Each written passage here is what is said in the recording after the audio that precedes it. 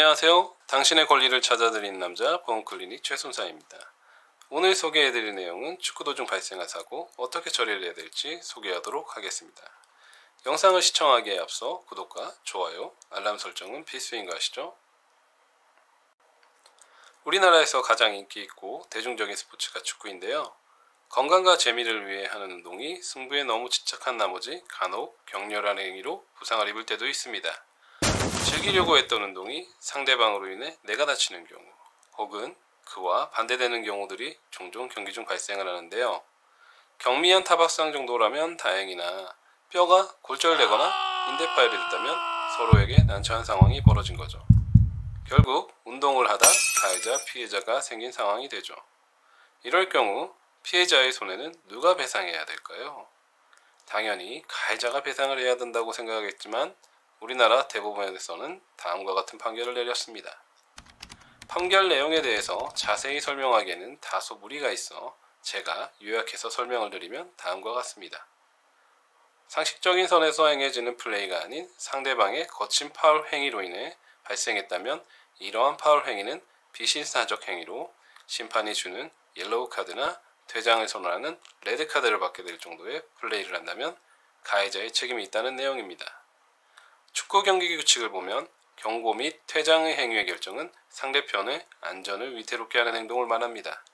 예를 들어 뒤에서 태클은 심한 반칙 플레이로 퇴장한다고 나와 있습니다.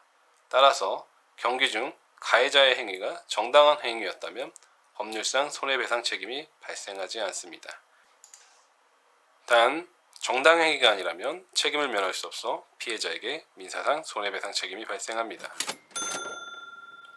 그럼 손해배상의 입증 책임은 누구에게 있고 대처를 어떻게 해야 되는지 알아보겠습니다. 입증 책임은 손해배상 청구권자인 피해자에게 있습니다. 따라서 목격자, CCTV 등 증빙 자료를 잘 준비하셔야 합니다. 특히 최초 병원 내원 시 사고 경위에 대해 정확히 고지하여 혹시 모를 보험사와 분쟁에 대비하셔야 합니다. 간혹 사고 경위가 차트에 기재되어 있지 않아 문제가 되는 경우들이 있습니다. 그럴 경우 그 피해는 고스란히 당신이 짊어져야 합니다.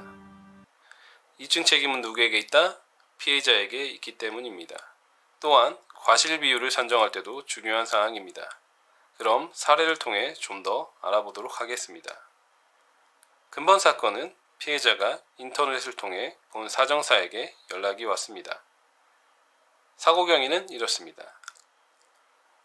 집 근처 고등학교 운동장에서 지인들과 축구 경기 시작하기 전 몸을 풀고 있었고 그때 가해자가 피해자의 뒤로 접근해 태클을 시도했습니다. 이로 인해 의뢰인은 왼쪽 어깨가 땅에 직접 타격이 되어 좌측 쇄골이 부러져 좌측 쇄골 도수정보 및 경피적 고성술을 시행한 상태였습니다.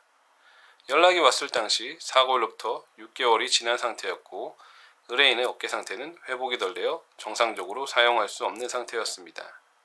특히 팔을 움직일 때 통증이 심해 운동 제한이 있었습니다. 위 사항은 손해배상 책임이 발생할까요?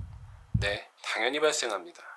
이유는 첫째, 경기 중 사고가 아니었고 둘째, 의뢰인 혼자서 몸을 풀고 있는 도중 가해자의 예견할 수 없는 행동 및 과격한 행동으로 인해 사고가 발생했으므로 근본 사안은 법률상 손해배상 책임이 발생을 합니다.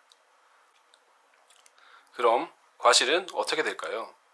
보험사는 피해자가 위험한 운동에 참여했고 이로 인해 위험을 어느 정도 예견을 하고 있다는 주장으로 10%에서 20%를 주장했습니다. 그러나 본 사정사는 다음과 같이 주장하였습니다. 경기 중 사고가 아니다. 피해자가 몸을 풀고 있는 상황에서 뒤에서 태클을 하는 행동은 피해자 입장에서 예측 불가하다. 그러므로 피해자의 과실은 전혀 없고 가해자의 과실이 100%다. 결국 가해자의 과실 100% 인정된 사건입니다. 피해자의 배상 책임 금액을 산정하기 위해 장애평가를 대학병원에서 시행했고 장애 진단서는 다음과 같습니다. 노동력 상실률 18%, 한시 5년의 진단을 받았습니다. 즉 노동능력은 18%가 감가되었고 5년 동안 일상생활하는 데 불편함이 있다는 것입니다. 위 사항을 근거로 다음과 같이 손해사정서를 작성하여 보험사에 교부하였습니다. 물론 보험사와 분쟁이 있었지만 다행히 의뢰인의 권리를 찾아드렸습니다. 보험사와 분쟁이 되는 항목은 위자료, 과실, 장애율의 분쟁이 있습니다. 보험사와 왜 이 부분에 대해서 마찰이 있는지는 다음 영상에서 소개하도록 하겠습니다. 결론적으로 피해자는 가해자의 보험을 통하여 보험사와 원만한 합의를 할 수 있었습니다. 만약 가해자가 보험이 가입이 되어 있지 않았다면 가해자는 개인적으로 피해자에게 배상을 했어야 합니다. 최악의 결과는 피해자에게 지급해야 하는 손해배상금을 감당하기 힘들어 민사소송이 진행됐을 수도 있었을 사안입니다. 일상생활 도중 예기치 않은 사고로 내가 다칠 수도 있지만 타인에게 재물 및 신체에 피해를 주는 경우가 발생할 수 있습니다. 누구도 그런 사고가 발생하지 않으란 법은 없습니다. 따라서 일배책이 가입이 되어 있지 않다면 가입하시길 바랍니다. 배상책임 사건은 혼자서 해결하시기 힘듭니다. 전문가와 상담을 통하여 진행하시길 바랍니다. 보험금 청구의 입증 책임은 피해자 당사자에게 있으므로 제대로 준비를 하여 보험사에 청구를 해야 합니다. 대응이 미숙하면 그만큼 당신의 보험금은 줄어들 것이기 때문입니다. 감사합니다.